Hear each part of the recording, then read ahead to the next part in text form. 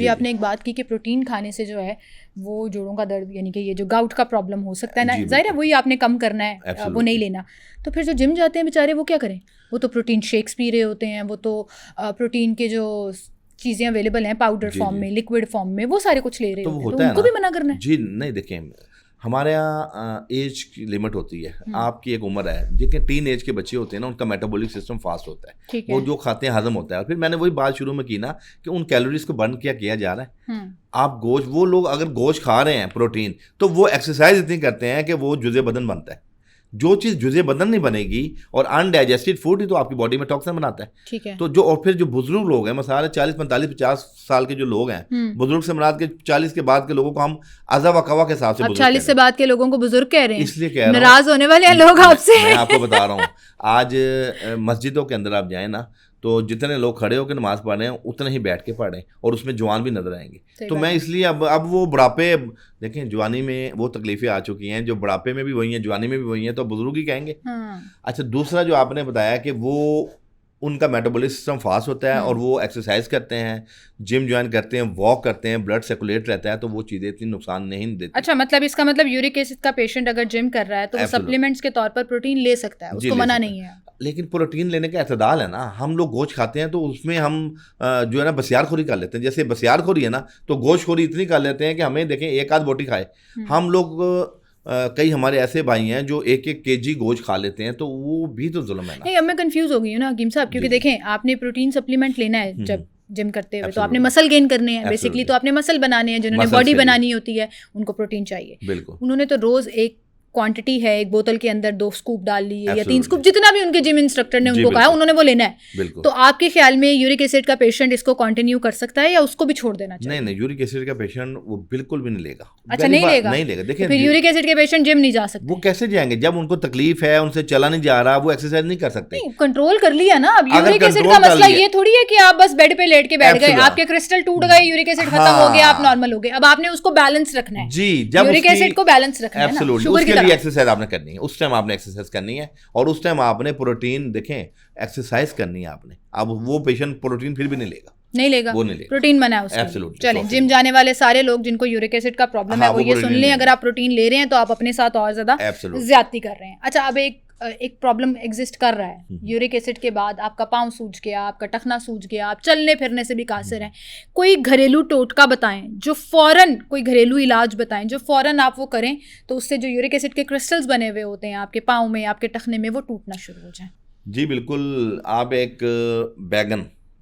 बैगन ले लें और उसको आप तवे के ऊपर ना जला लें। बैगन को, उसका गूदा जो है तवे के ऊपर जला के, ठीक है, तो आप बगैर किसी ऑयल के, बगैर किसी, हाँ जी बिल्कुल सिंपल, वो उसको जलाना है आपने। उसकी राख टाइप, राख तो नहीं बनेगी लेकिन वो रहेगा तो लिक्विड ही, लेकिन उसको जला लेना है। वो ब्लैक, पहले भी वो जामनी होता है तो वो ब्लैक ही हो जाएगा। ठीक है। अच्छा, उसका गूदा लेके आपने पट्टी सी ले लें, कोई भी पट्टी, उसके ऊपर लेप करके ना आप जिस जगह पे उसका क्रिस्टल है, ये जो अंगूठा पेन कर वहाँ पे लगा दें। 20-25 मिनट उसको लगा रहने दें। उसके बाद आप उसको गर्म पानी से धो लें, और आप यकीन करें कि वो 1 से 2 आपने अटेम्प्ट में ये जो है ना आपका जो क्रिस्टल है वहाँ से मेल्ट हो जाएगा। अच्छा, ये बैगन का अल्लाह ने ये तासीर रखी, जबरदस्त। दूसरा ये हमारे पास है कि आप सरसों के तेल को गर्म करके उसमें 1 चम्मच हल्दी और 1 चम्मच शहद, इसका एक लिक्विड बना लें, और वो लिक्विड को भी आप अपने जो मतलब पाँव का अंगूठा है उसके ऊपर इर्द गिर्द लेप कर दें, और उसके ऊपर कोई गर्म पट्टी रख लें, और वो भी आधा घंटा ये अमल रखें, और दिन में 2 बार ये अमल करें। तो मेरा ख्याल है कि शायद जो यूरिक एसिड की दवाई है वो तो अपना काम एक पूरे मेटाबॉलिक सिस्टम के मुताबिक करेंगे ना, वो टाइम लगता है, टाइम लगता है। हाँ। लेकिन जो एक्यूट पेन है स्पेसिफिक जो आपके पर्टिकुलर जगह पे उसको ये विद इन ½ आवर्स आपको रिलीफ मिलेगा। और आपको पता है जो यूरिक एसिड की छोटे घुटने की पेन है ना, ये तो बंदे को टिकने नहीं देती, इतनी दर्द होती है कि बंदे की जान निकलती है पूरे वजूद में। और वो फिर जब आप लगा लेंगे तो आपको फौरी तौर पे सुकून मिल जाएगा, और आप जो है ना अपने आपका चलना फिरना बहाल हो। बिल्कुल सही। और तिब में इसकी मेडिसिन मौजूद हैं जो आपको मेडिसिन है यूरिक एसिड कंट्रोल रखने में मदद देती हैं, या यूरिक एसिड खत्म हो दायमी खत्म हो जाता है यूरिक एसिड। मेडिसिन अभी तक कोई ऐसी निकल नहीं सकी एलोपैथी में जो आपका यूरिक एसिड बिल्कुल खत्म कर दे। आप कह रहे हैं तिब में ये इलाज मौजूद है कि 100% कामयाब इलाज है यूरिक एसिड का, यूरिक एसिड का, और उसके साथ एहतियात एहतियात देखें, कोई भी मर्द अगर एक दफ़ा लाक हो जाता है, चाहे वो पाइल्स हो, चाहे वो यूरिक एसिड का हो, उसकी एहतियात तो फिर फॉर लाइफ होती है। मतलब आप बदपेजी करेंगे एतदाल के दायरे में। मिसाल के तौर पे अगर आपने एक टाइम गोश्त खाया है कहीं नॉर्मल हालत में, दूसरे टाइम आप सब्जी खा लें, जूस पी लें, आप सैलड ले लें। अब ये नहीं होगा कि आपने सुबह में भी गोश्त खाया, दोपहर भी गोश्त खा रहे, रात भी गोश्त खा रहे। वो जो भी चीज़ एतदाल से ज़्यादा तजावुज़ करेगी वो बीमारी का बायस बने। कितनी देर का इलाज मौजूद है? ये 1 से 1.5 माह के अंदर परमानेंट यूरिक एसिड का पेशेंट ठीक हो जाता है। ठीक हो जाता है 100%, बिल्कुल, जीरो की रहमत से। क्या बात है, चलें ट्राई करें अगर आपको यूरिक एसिड है, क्योंकि ये बड़ा प्रॉब्लम होता है लोगों को, साइकोलॉजिकली ये बड़ा इफेक्ट कर रहा है। अब आगे बढ़ते हैं जी, हम नुस्खा नहीं पूछेंगे आप? हाँ, नुस्खा बता दें। यूरिक एसिड का नुस्खा तो बताऊंगा तो लोगों को फायदा होगा। बिल्कुल, यूरिक एसिड का नुस्खा बताइए। सिर्फ 3 चीजें हैं यूरिक एसिड में। एक है सुरंजान शीरी, हर्ब्स हैं, हमारी इंग्रेडिएंट्स हैं। दूसरा है जंजबील, सूखा अदरक जिसको हम कहते हैं, और सुंड भी कहते हैं। और तीसरा है जीरा सफ़ेद। ठीक है, ओनली 3 इंग्रेडिएंट्स हैं। इनको पाउडर बना के 1 टीस्पून बीडी डोज में ट्वाइस अ डे ले लें। ठीक है, 1 चम्मच छोटा सुबह शाम बिफोर मील पानी के हमरा ले लें।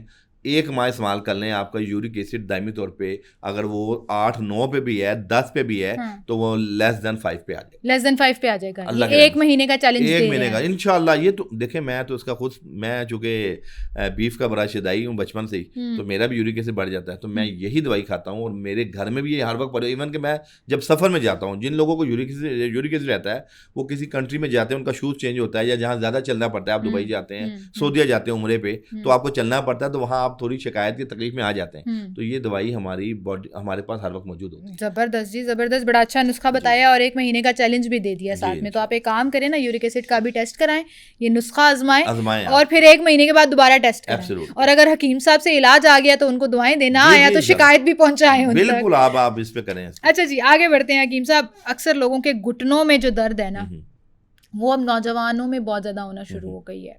मेल और फीमेल दोनों में है, लेकिन मेल में ज़्यादा है। ये घुटनों में से आवाज़ आती है कटक कटक की, फिर ऐसे कहीं घुटना फंस गया, आपको पता है टांग सीधी नहीं हो रही होती, वो उसका जो मूवमेंट है आपस में लिगामेंट की, वो बड़ा लोगों को शिकायत आ रही है। और लोग ऑर्थोपेडिक की तरफ जा रहे हैं, ऑपरेशन की तरफ जा रहे हैं। नी रिप्लेसमेंट बहुत ज़्यादा कॉमन, बूढ़ों बुजुर्गों में तो होता ही था, अब नौजवानों में भी ये कसरत से नज़र आना शुरू हो गए हैं केसेस। क्या वजह है इसकी?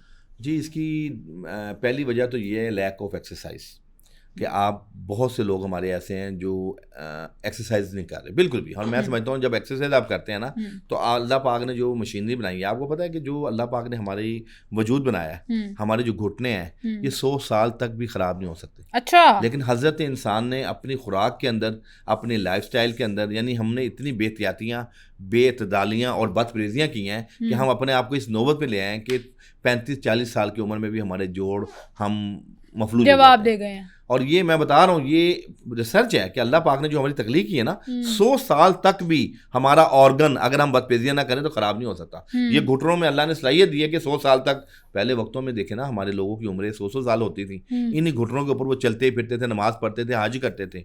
एक 100 साल से ज़ायद के लोग हज करते थे, और वो हज आज का हज नहीं है, वो मुशक्कत वाला हज होता था, जिसके अंदर आप पैदल ट्रैवल करते थे, और कितना 20-20, 25-25 किलोमीटर और कई कई दिन आप जो है ना बहरी सफ़र करते थे। तो ये वही घुटने हैं। लेकिन आज हज़रत इंसान ने, मैंने जैसे आपको बताया, हमारी खुराकों के ऐसे असरात हैं, हमारा स्ट्रेस लेवल, आपको पता है हमारे ब्रेन का जो स्ट्रेस है, हमारे ब्रेन में कार्टिसोल एक ऐसा हार्मोन होता है जो स्ट्रेस की हालत में अगर रिलीज़ होगा तो वो ऑटो इम्यून डिजीज़ पैदा करेगा, और वो बड़े जोड़ों को भी मुतासिर करेगा। फिर दूसरे नंबर पर विटामिन डी की डेफिशिएंसी भी इन अमराज का बायस है। तीसरे नंबर पर ओबेसिटी, मोटापा। आप according to body mass index, अगर आपका मोटापा ज़्यादा है 10-12 kg, 15 kg, उसको हम बॉदर नहीं करते। हालांकि आप कभी किसी शख्स को कहें कि 5 किलो का थैला इस हाथ में, 5 किलो का थैला इस हाथ में लेके आप ज़रा आधा किलोमीटर चलें, वो कहेगा मेरे तो जाएगा, घुटने गए, बाजू गए, कंधे गए। हाँ, ये 10 किलो का थैला नहीं पकड़ा जा रहा, दोनों हाथों में डिवाइड करके 5-5 किलो का। तो ये 50-50 किलो जो एक्स्ट्रा वेट लेके हम चल रहे हैं, तो ये घुटने कितना आपकी वो बर्दाश्त करेंगे और कितनी देर तक बर्दाश्त करेंगे।